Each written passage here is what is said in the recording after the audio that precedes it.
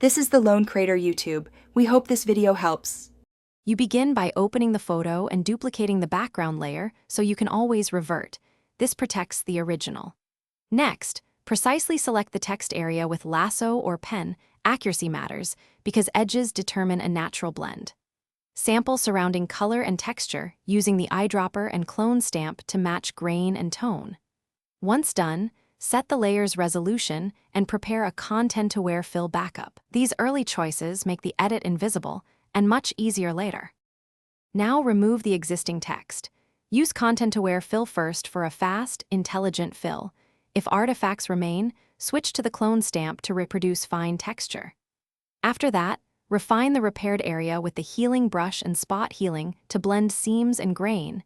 This step fixes small mismatches. Make sure to work non-destructively on a new layer and apply a subtle layer mask to tidy hard edges. These techniques rebuild realistic pixels, so replacement text will sit believably.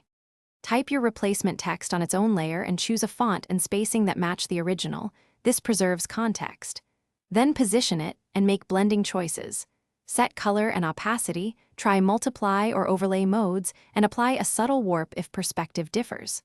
Once placed, add matching grain or noise and use a low-pass blur to integrate sharpness.